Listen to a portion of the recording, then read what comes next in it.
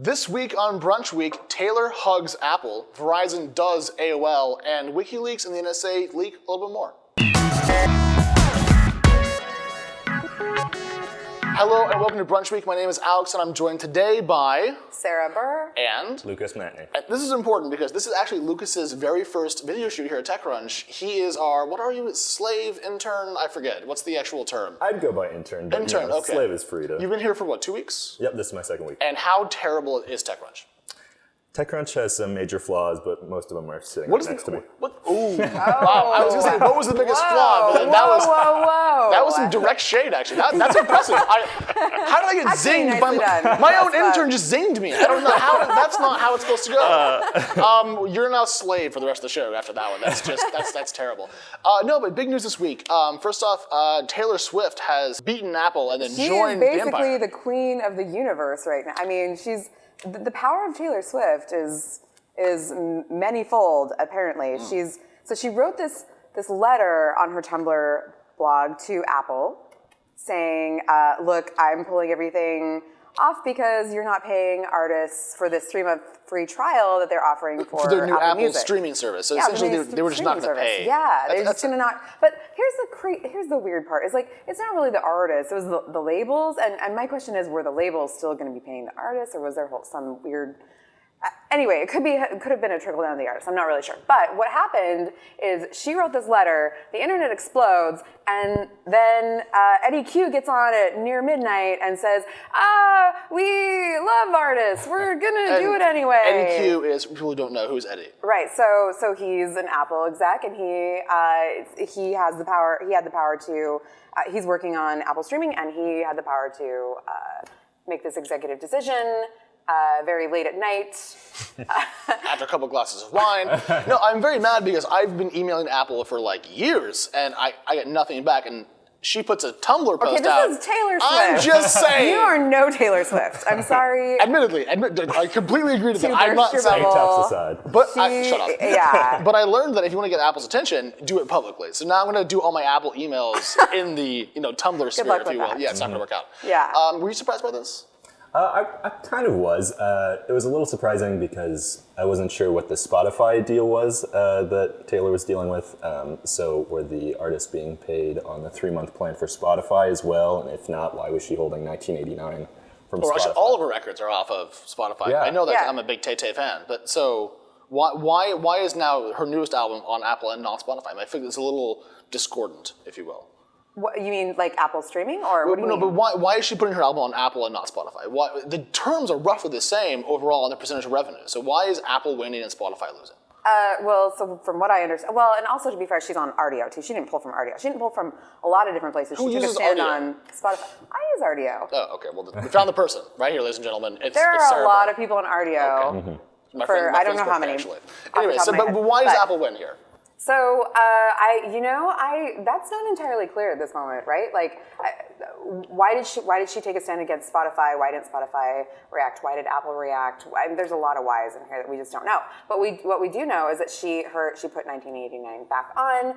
The artists' labels are now going to be getting paid. I kind of understand why Apple thought this was a good idea, because the subscription 3-month trial subscription model has been kind of a common practice, right? Right, but But why wouldn't her label or her records be on Spotify for long subscribers like me, and I can't listen to her music now? I feel like it's a little weird. Do you think that Apple wrote a check to pull this off to her label, perhaps, to get 1989? Like there was some kind of like a deal. Like as in like have some money, please be nice to us. Because they have a lot of money. Apple does have that. Apple does that. What is it, like $200 billion? 180. But yeah, that's on that. big, but on the dollar note, we had a change this week. The Verizon thing. Right. Kind of as we're Speaking of billions. Speaking of billions. 4.4 billions, in fact, of which I got like $100. So like I'm kind of pissed off. But we're now Verizon employees. It's layer and upon silence layer. descends upon the set. Well, it's like TechCrunch employs us, AOL employs us now. It's just a corporate chain of... Yeah, of which we're the bottom part of the food chain. But I mean, like, were you surprised about how fast the deal actually was made official? I mean, it really came from... Like a month. Announced, about a month. So I was shocked by the speed. What do you mean? Yeah, I mean, I was a AOL employee for all of about 4 or 5 days. Sure. So yeah, as soon as the new parent company rolled in. But it was kind of surprising to see that this deal just kind of closed out.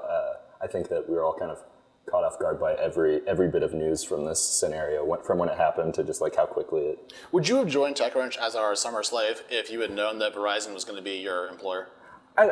It's like I would have. I think that. I mean. AOL, AOL, Verizon. Some corporation owns us. Yeah, having also like having the backing of like a big corporation is like, you know, has issues with journalistic like ethics and practice, but also it's nice to have the resources so I can, you know, kind of see both sides. But yeah, it was a transition from AOL to Verizon. It's not like it was a transition from TechCrunch owning. The best part was, so people who don't know, they gave us these tablets. So we show up. Have you used this tablet yet? I haven't yet. Yeah, No, mine's still in the box, but I plan on using it. But it came with a 4G. Thanks, Verizon. Yeah, well, but it came with a 4G card. I'm like, sweet, a tablet with service? Awesome. And then I open the box and it's like, No free data service. plan. So we literally work for the largest carrier in the US. They gave us a new device and they were like, pay us. That's not the way you say, oh, hi to your new employees. But they tried. I think it was a good faith effort that fell, shall we say, a little flat. Because we don't have tablets already. No, go on. Nothing. It worked for me. I've been here 4 days. I felt like I got what I deserved out of my tireless toiling for 1 week. Tireless. That's a great I sit across from him. It's not been tireless. I'm just going to break that now. Yeah. So what do you think is going to happen next for us? For us, the family. Yeah. I have no idea. I know. I think they're still trying to figure out what the hell they bought. Yeah. Right? Well, it'll be interesting to see whether Verizon commits itself fully to going in the content direction, or whether they kind of put, you know, the Huffington Post and Gadget Us on the back burner and kind of look at spinning some of us off. Do you think a spinoff would be good for the content brands that are not part of the larger Verizon group? I mean, do you think we would do better as a little unit? It'd be like us, HuffPo, Engadget, we all kind of bounced? Or do we kind of need the overall corporate protection to buffer us from the larger problems of journalism right now, financially? Well, yeah, there's a lot of different blogs that aren't doing very well, right? So, I mean, that's kind of like a security net. Right? I mean, yeah, there's a lot of problems with the corporation owning us, but the fact that we are backed by a multi-billion-dollar corporation is kind of feels pretty safe right now. So you're staying. You're not leaving. I'm not. No, the TC to VC thing is not. So you're going to be here next week. You're not going to be like, I'm not making an announcement. Sorry, I'm not writing a Medium post. Okay. No, you better not be either. My ass is in this chair and will be for a very long time. I'm bouncing offers from a couple firms, but I'll stick here for a couple weeks. You've only been like a week. You can't leave yet. It's also, how it happens. I got so many. You're gone to Center Minutes. We're throwing you back to Chicago. We're done with them. But you wrote a story this week. You wrote a story about the NSA and Wikileaks and some of the newer kind of news from that area. So what's going on? Yeah, so this week was kind of an interesting week for leaks. On Monday, some news came out from Glenn Greenwald's The Intercept that the NSA had been kind of going into all these antivirus softwares and reverse engineering them to try and find all of these issues with the networks. I think that a lot of, it's said specifically to kind of track users also. So I think a lot of people are a little wary about that continuing. But on a bigger scope, I think that WikiLeaks, WikiLeaks made some revelations late last week and early this week, and they're kind of coming back into resurgence.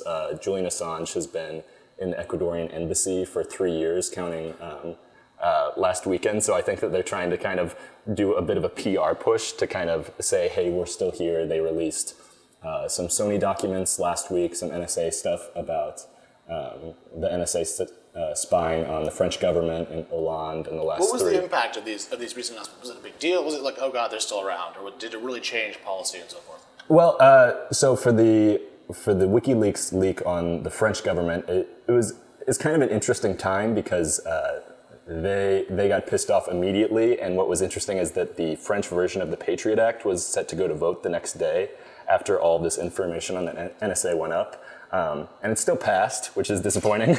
Welcome to politics. Everyone was so pissed off, and then it passed regardless the next day. Yeah. Well, Germany just dropped their investigation into the NSA spying on Angela Merkel's cell phone, I think it was last week. So we're seeing actually governments really be like, all right, well, you know, they're bad, but trade.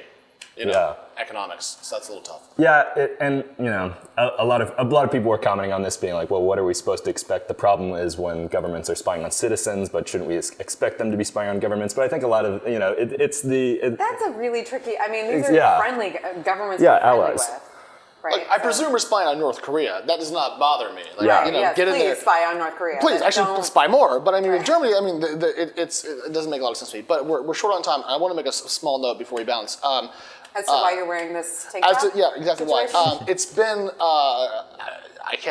it's been a big day for America, and it's the Supreme Court today legalized gay marriage across the entire United States at once in kind of one, I think the phrase is fell swoop. And it's been huge. And we actually put a little banner up on TechCrunch, and we've been very happy about this. And it's lovely to know that our friends in journalism and our friends in tech won't have their marriages torn asunder by legal changes, and also our other friends in states that it wasn't legal and can now actually fully love their partners the way they want to. And protected tech, by the Constitution. Yeah. That's awesome. And tech has been, Microsoft argued for this in Washington, and Google's been, people have been really fighting this inside of our industry. And so it's lovely to see that kind of come to fruition. I know it's not really a tech subject, but it really impacts the tech industry as a whole. And the internet exploded. If you want to make it tech, the internet exploded. I just want to talk about it. I'm just really happy, and I'm happy for all of our friends. And fuck yeah, America. See you next week.